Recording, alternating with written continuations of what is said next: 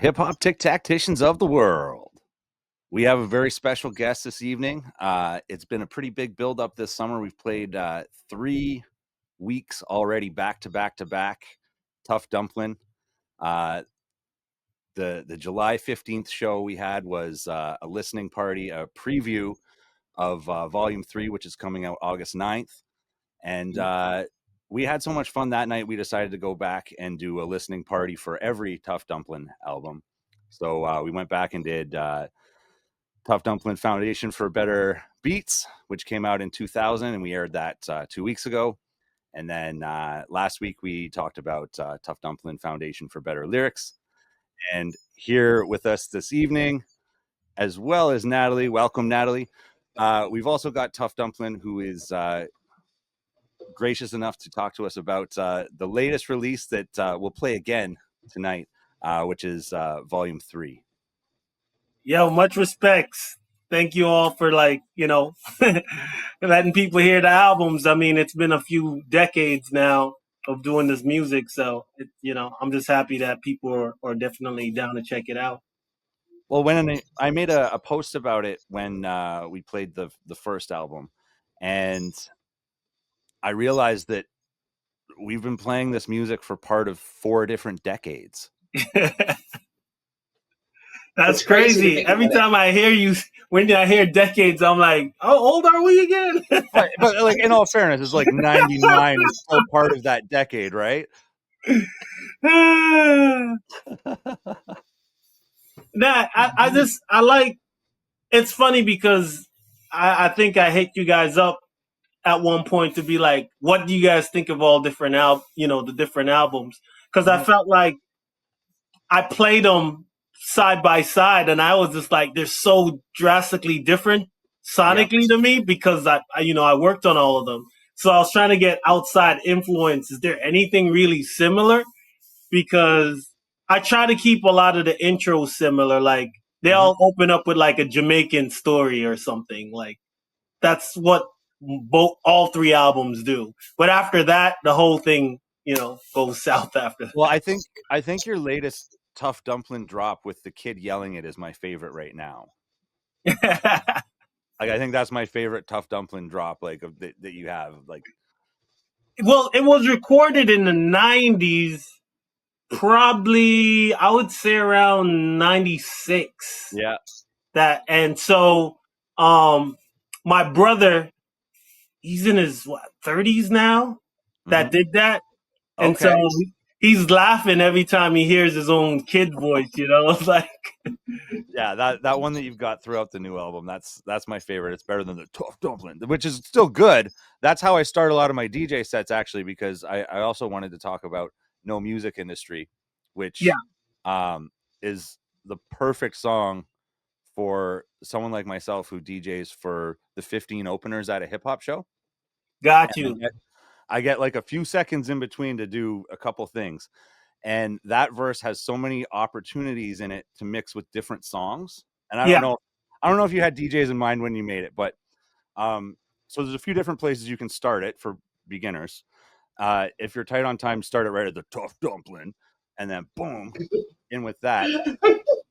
So if you're really short on time, cut it at the wow, and then bring in whatever, which in many cases is more of that whack shit.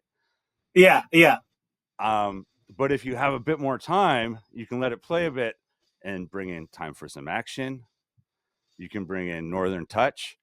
And I did a Sky Zoo tour. I actually got to DJ for Sky Zoo as well, not just the openers, that tour. Oh. And for those shows, I brought in Pondering. Crazy. But you know what's funny? Because I just remastered Pondering. So it's out now, but I was gonna start pushing it later so everybody could have the new digital remaster of Pondering.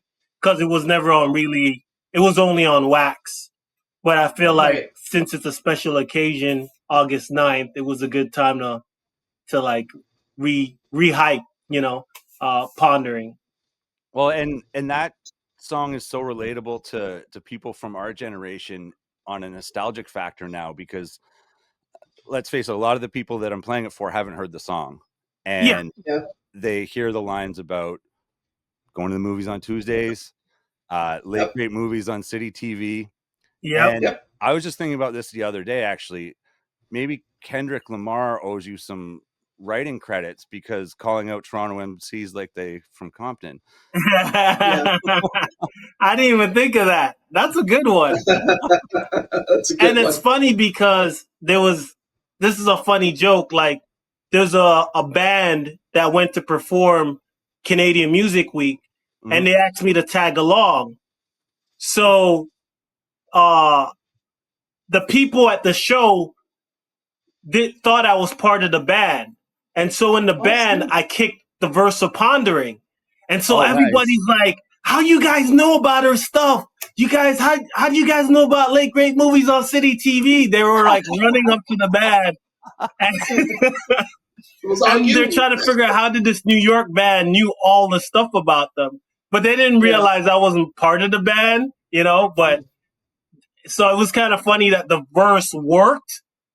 Them not knowing anything about Nefarious or nothing, they just associated the punchline with, you know, they still worked without it being in context of Nefarious, you know. Definitely, that's amazing. So there are some songs that are timeless. Yeah, so I think No Music Industry was one of those ones that was like the first kickoff of like collaborating, because it came about, I think Thrust, I was talking to Thrust randomly about something, and he goes, oh, you want to do a collab? And I was just like, I ain't really got a beat right now. And so I got off the phone with him, and then Know It posted his beats, Know It All posted his beats on Facebook. And I heard this one beat on Facebook, and I hit him up on Facebook. Yo, that beat you just posted, could you send it to me? Oh, I didn't realize that wasn't tough. That was my beat. That was Know It All. You say you know it all, but do you really know it all? Who made this beat? Well, you don't really know it all. Okay. And Know It All, me and him used to go crate digging back in the day. I used to go out in Kitchener and crate dig because the records are cheaper at those farm spots. There are all these different farmers market, and the records are like 25 cents, 50 cents. Right. So I would go out there with him to go, shopping for records. So me and him have kind of like a past history of digging for records. So when I heard that beat, I was just like, yo, you got to send that to me. So he sends it to me. I record my verse, and then I did the hook, and then I send it to Thrust. Thrust records his verse. Then I do my verse. I send it back to Thrust. Thrust goes, yo, I'm going to send it to Premiere and see what he thinks, right? And then I go, I'll send it to DTS from the Master Plan show to see what he thinks. Mm-hmm. And a week later, DJ Premier plays it and then distributes it on his DJ pool.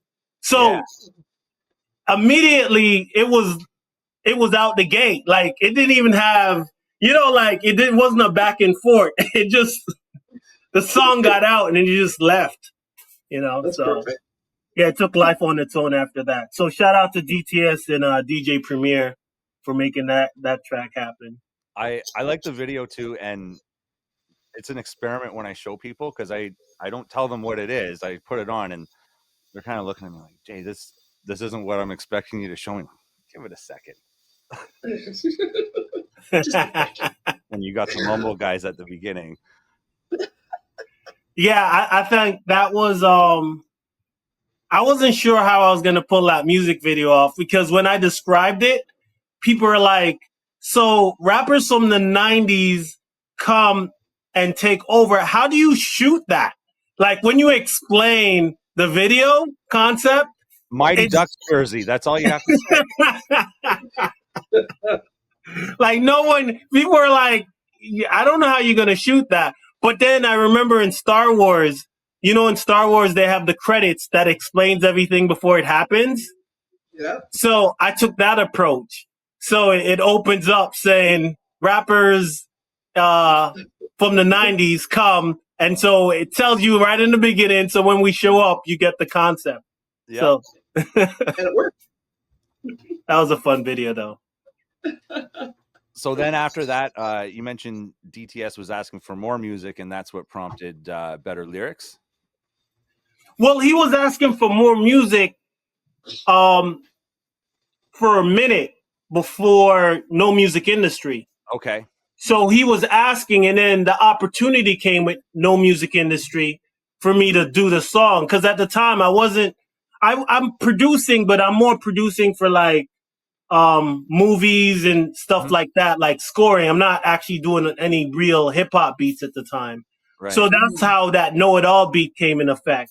Because it was an opportunity where I liked the beat, someone wanted to collabo, and everything was simultaneously going on.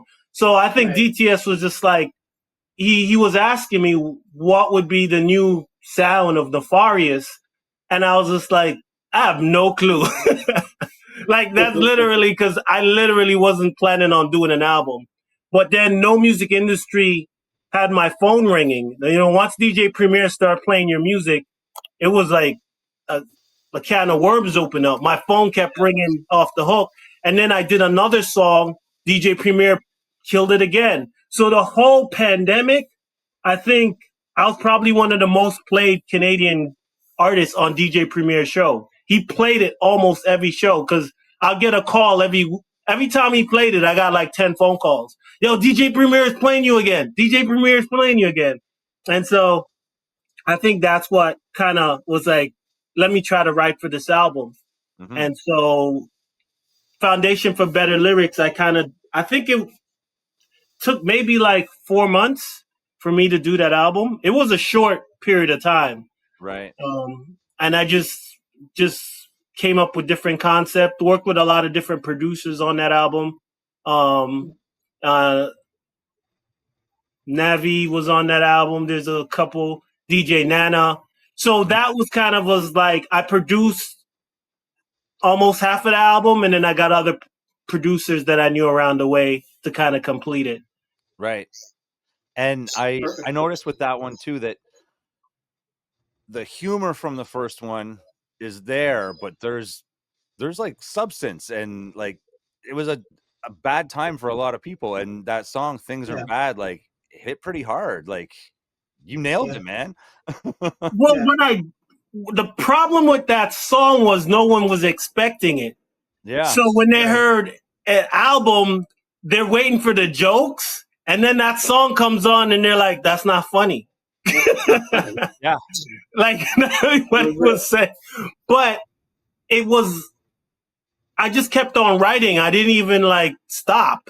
Yeah. Like there was I don't think it has a hook. Mm-hmm. I just think I just kept on rapping.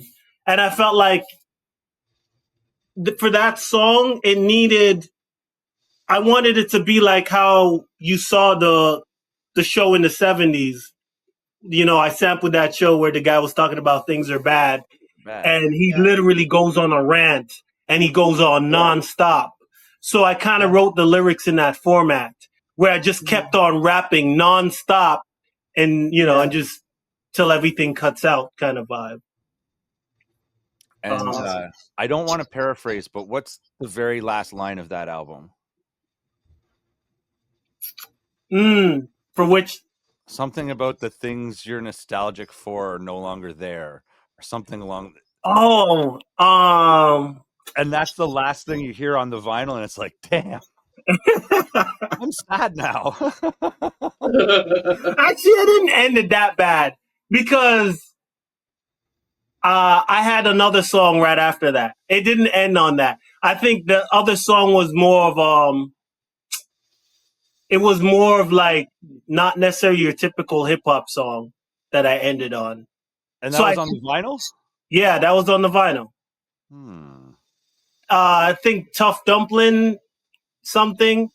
Tough Dumplin. If you look at the vinyl, it says that's the song. And it sounds happy, and then it's like the past you long for is no longer there, or something like that. God damn it. No, that was the second to last song. That was the second. It was not the last song. Because I'm really vigilant on how I end records. So But I know what song you're talking about. I think that song, I kind of was, I was just saying, like, you play things over and over in your head, and then you're trying to figure out if it's real or not.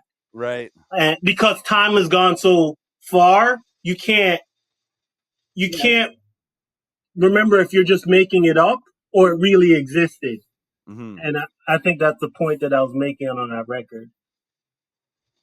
And then the next record comes out, or will be out by the time this airs. So check that out.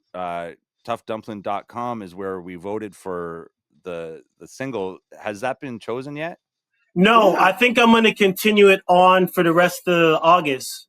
So, so a lot of people are still going to be able to vote. It's just due to the fact that I want everybody to actually hear all the songs before they vote. Because when I realize as the song gets released, it gets more votes. So I realized to have an even playing field, they actually have to hear all the songs. That's fair, yeah. Yeah. And so that's how I'm doing it. And this, I think Volume 3 is probably the most fun I've had making a record. And it's because every song was so unpredictable. Like, I sent out the beat and I told artists just do whatever they want with it. And I'll finish it. That was pretty much, that's as simple as it was. I would call them up and be like, hey, I think your voice would sound good on this beat. Let me know what you could come up with. And if you could only do a verse or 16 bars, I'll finish the rest of the song. If you want to complete the song, I'm cool with that too. Wow. So that's why when you hear the album, some songs I'm on there, some songs I'm not. Because I literally left it up to the artists to do whatever they want with the track. So it was more, I think this was probably the biggest community album I've ever produced, considering there's 26 featured artists on there. And I did a lot of cold calls too.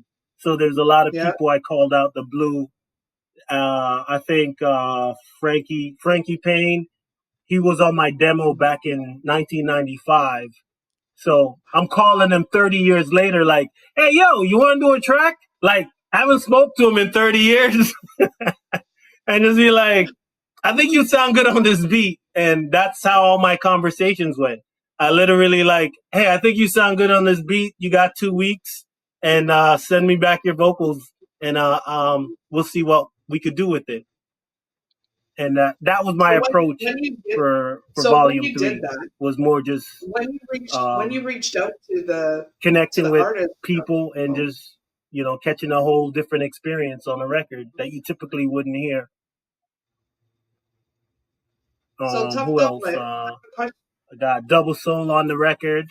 I got to big those guys up because they used to host Planet Mars back in the day.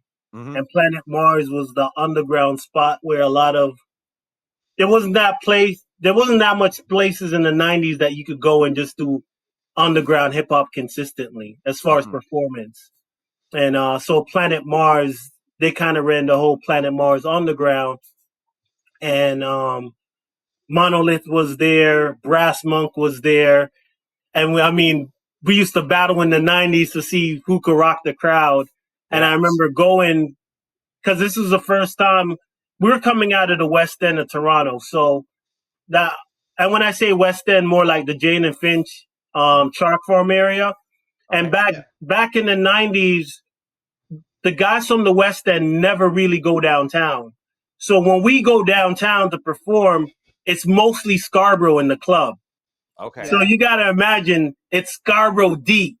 And so when we rock the show, we're rocking a whole nother scene that has nothing to do with us. So I think that was a great training ground for us to become the kind of the battle rappers we became, because we were literally out of our territory when we were going to these shows back in the day. Just to give you a background. But yeah, Double Soul was a part of that. Dean was, I think he was the host. And, I hit him up to be on this album, and I was just like, I called him up and I was like, hey, I want to get you on a song. And he's like, yo, I'm in the middle of Jamaica. I'm in a farmland. I ain't got a studio. And I'm like, could you just record on your phone? If there's 2 phones, use one phone to play the beat and then record on the other phone. And that's how I got his vocals. Oh, So wow. yeah. So I went the extra mile to try to get, even if people didn't have access to studios, I was like, here's how you can record on your phone. And I was able to get, and no one could tell. No one's never go, hey, that song sounds different from this song, or that's off. Right. I spent a lot of time just making sure the mix had a certain quality to it. That even if it was mixed on the phone, I'll probably spend like 2 days trying to make it sound like it wasn't mixed on, it wasn't recorded on the phone. So Yeah, I wouldn't have known until you told me. yeah, that's a little bit of the background. And for the mixing, did you ever hear a song I did called "White Girls Who Date Black Guys"? I don't think I did. Okay, so that was it was this mixtape that I did back in the day. I think it was right after my album, Foundation for Better Beats. So that would be volume 1. Yeah. And we recorded on this 2-inch reel, and I made the beat at one tempo and we slowed it down and slowed down the 2-inch reel. And then I rapped, and then they pitched the song back up to the regular tempo. So I had a high pitched voice. Okay. And so that gave me the sound, like I sounded like I didn't sound like myself, so I could play the character of the song. So with that technique, I realized if you use different tape saturations on vocals, you could create a lot of different tones in the voice while keeping the voice on time. Right. So a lot of the artists on the record, what I'll do, I'll find different tape saturations and set them to different levels, so you get different characteristics out of their voice that you wouldn't hear on their own records. Right. So I try to make everybody sound unique to my album. So when you hear on their album, they're like, how come I don't sound like how I sounded on this album? And it's literally just playing with different tape saturations to give everybody their own unique flavor and their own unique sound. So I kind of went really crazy scientific on how I wanted to approach the mix on this too. So yeah, so that's a little bit background of the whole mixing and getting people to send in their verse so we could make this big family album. Amazing. That's amazing. Wow. Any question for you guys? I know Nat had a question. Yeah, actually, I want to flash back a minute for a second. I can't hear you. You can't hear me? Is the mic off? I can hear her. So Nat, why don't you ask the question and I'll relay it? Okay, cool. Yeah. So my question is, you had mentioned that you did some scoring for movies. I was just curious. Can you dig in a little bit more about that? So she had asked about your movie scoring, and just to talk a little bit more about that and some of the projects you worked on for your movie scoring portion of your career. I think I started movie scoring probably in the 90s. So you remember a TV show called Traders? Yeah. I did a lot of scoring for that. There's another movie called Blue Murder. I remember in high school, because back then when you did commercial stuff, it was considered a sellout. So what I would have to do was I would have to hide my voice when I was like re-recording. And so I remember one day I was at school and someone was like, "Hey, I swear I heard your voice on the TV." And I was like, "Oh, damn. I hope they don't find out that it's me, because you got street credibility." How times have changed, huh? I know, right? But back in the 90s, it was just like, and I remember, I think Pondering just came out. So Pondering just came out, and Traders was going for a while. And I remember I got my first check for Pondering being played on the radio and the scoring for the TV show. And it was so drastically different. The checks are like night and day. And I was just like, oh my gosh, scoring is where it's at, because Pondering was playing on all the stations, and it was like nickels and dimes. And this song only aired on TV like twice. for this other Right. stuff that I was doing. And so I realized it's something I had always had to act to do, and it was always fun for me to do. A lot of times when I even went to the studio to record, they would play the scenes of the movie or the show, and I literally would freestyle like the action scene that they wanted. And because sometimes they had me do vocals if they had the beat already done, and then Yeah. sometimes they'll just take a beat that I already done. Um, and then from there, the guy that actually got me doing shout out to Rob Duncan. Um, he ended up moving to LA, and then he ended up scoring. Remember Buffy the Vampire Slayer? Yeah. Yes. Yeah, he ended up scoring that movie. And so after that, he called me in for a couple of shows. Um, there's a TV show called SWAT. Yeah. Um, I at remember down that. CBS. I Yeah. produced Yeah. a couple of tracks on that show. So it's kind of funny. I'm still rocking with the same people from when they lived in Toronto. And now they're in Cali doing movies, and I'm still be able to be behind the scenes scoring like, it was back in the day. So I always been scoring. I probably would say since No Course, and No Course was like 96. Oh wow. Yeah. So it wasn't like something that started, when I started rapping and then I got into it. It Mhm. actually Yeah. started around the same time. Okay. Oh, Yeah. wow. Because my manager at the time, he was roommates with the guy that was scoring the film. So Oh, when I'd go to record a Nefarious track, he'd be in the room scoring a television show, and I'll be like, "So what are you doing?" And then I'll be like, "Could I do this? Could I hop on?" So because they were actually in the same facility, um, remember that skit?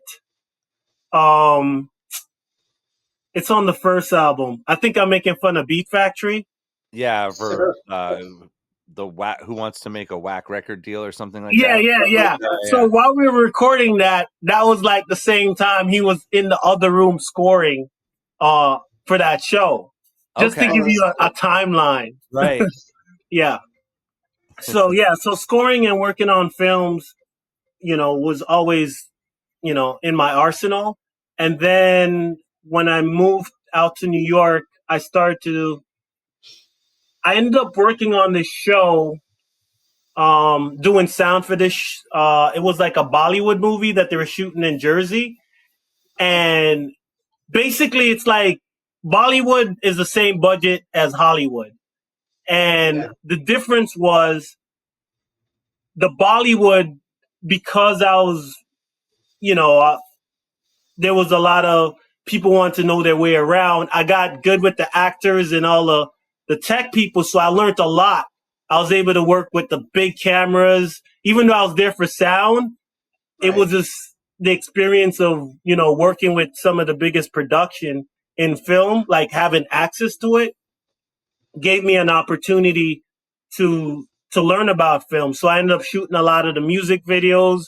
Like 90% of the music videos you see, I shoot and direct them. And Oh, so there's just this whole world of film that I got into. So between 2000 to say uh, 2020, 2000, 2020, that's a good 20 years of film. So by the wow. time I came back to music now, I could Yeah. just shoot all the videos and get everything done when I need to. So what you're hearing is a combination of all the skills over the years, from shooting music videos to making beats to then rapping on them and then mixing records. So I think all of that was always it was just always in my arsenal. Um, Yeah. when I first moved to New York, I was mixing a lot for Junior Reed. And Junior Reed is one of the biggest reggae artists out of Yep. Jamaica, One Blood. Yep.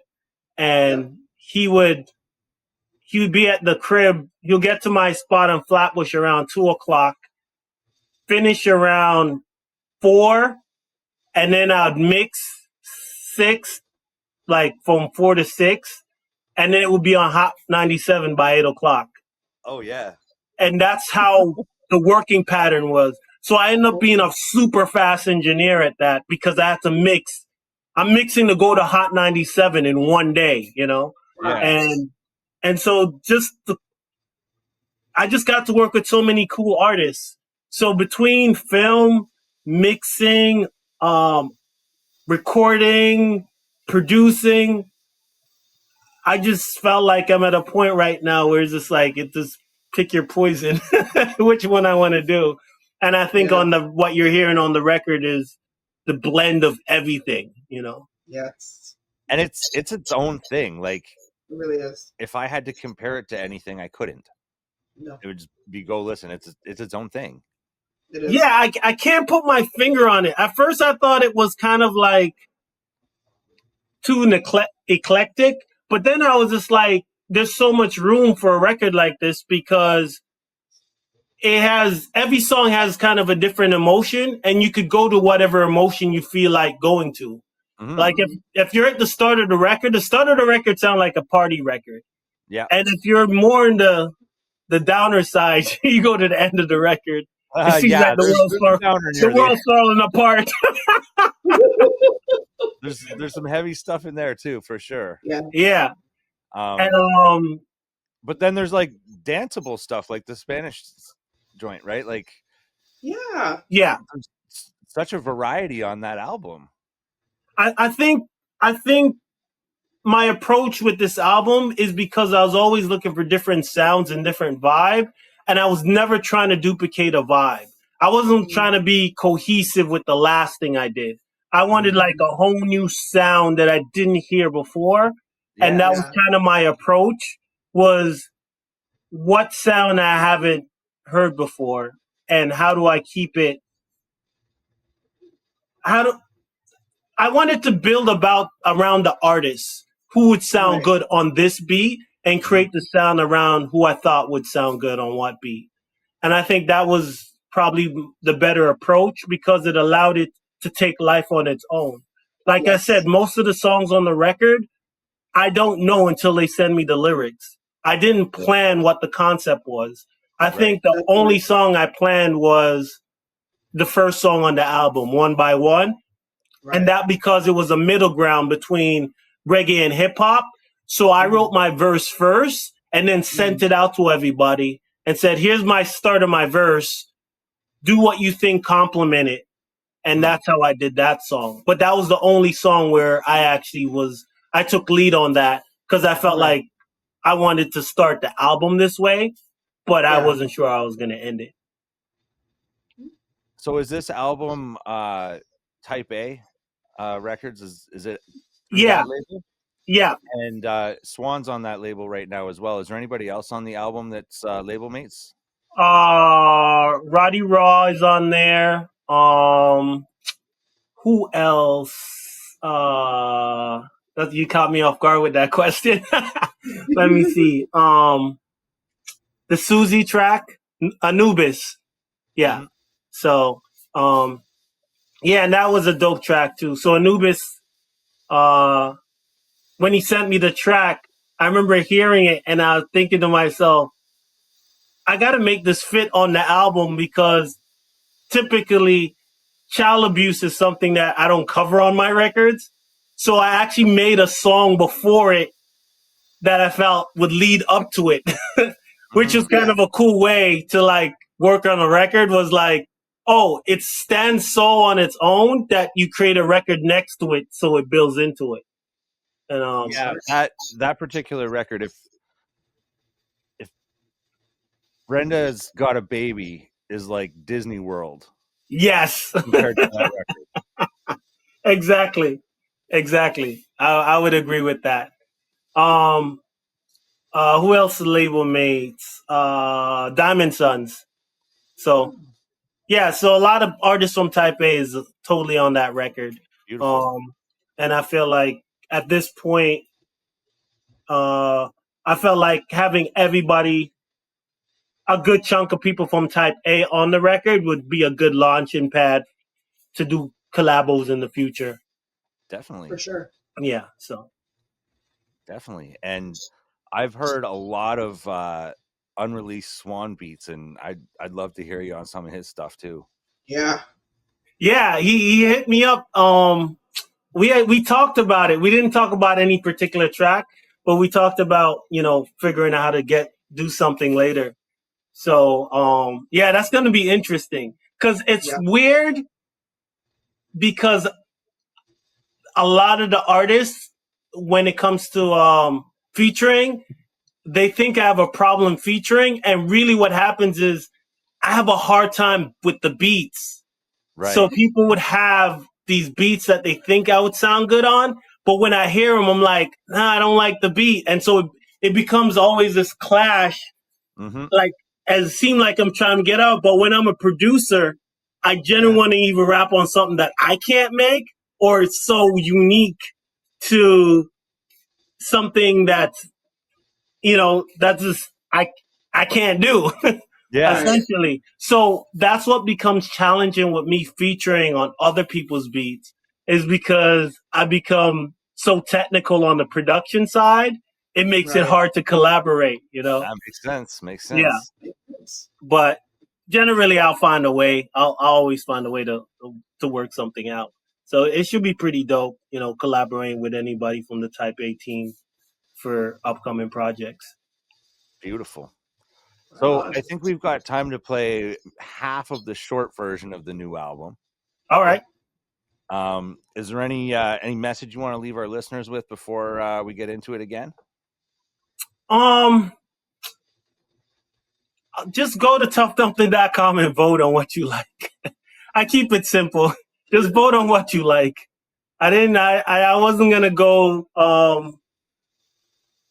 I ain't gonna go too crazy. I just want people to just really hear this record.